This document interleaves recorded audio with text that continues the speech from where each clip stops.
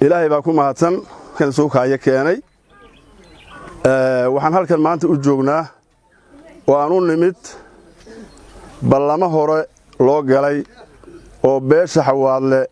ay u wada galeen odayaasha dhaqanka iyo indheergaradkooda ballankaas oo ahaa in la xoojiyo oo la tayeeyo ciidanka xaquudirirka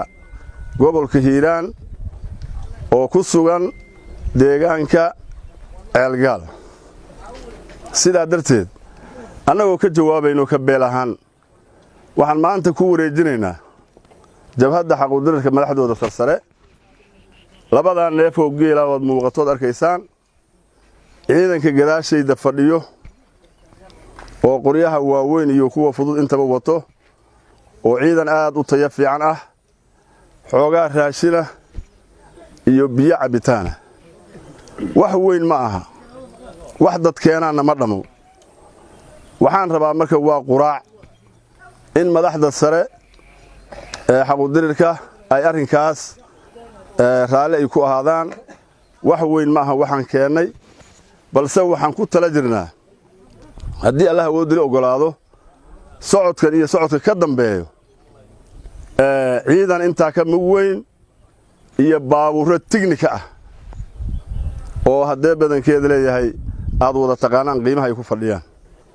waxaan rabnaa mar hore iyo mar labaad iyo mar koowaad iyo mar boqolaadba anoo ka wakiila beeshan afkooda ku hadlayo inaan xoojino garab istaagno hore iyo gadaal ka soconno dhiiri gelino madaxda kacdoonka gobolka Hiiraan waxaan rabaa inaan halkan ugu mahad celiyo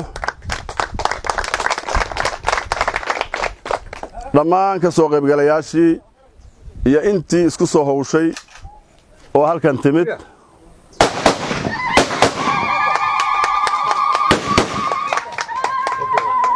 waxaan rabaa marka inaan mar labaad aan u mahad celiyo madaxda kacdoonka gobolka Hiiraan oo mar walba u taagan dadka dulman ee reer Hiiraan inay soo dhiciyaan xaqoodii mar walba anaguna waa garab taagannahay waa taageeraynaa hore iyo gadaalana ka jirnaa walaalayaal ku soo dhawaada wax weyn ma aanan keenin xoolo buuran ma aanan keenin tan kale waxaan rabaa xoogaa maqnaashii yaraay oo aan ka dib dhacnay kulamadii lagu ballamay waa ka cudur daaranaynaa wax weyn ma ahayn howlo shaqo oo ummaddu ay leedahay ayaan ku maqnayn sidaa darteed waxaan rabaa inaan ku soo wareejiyo madaxda sare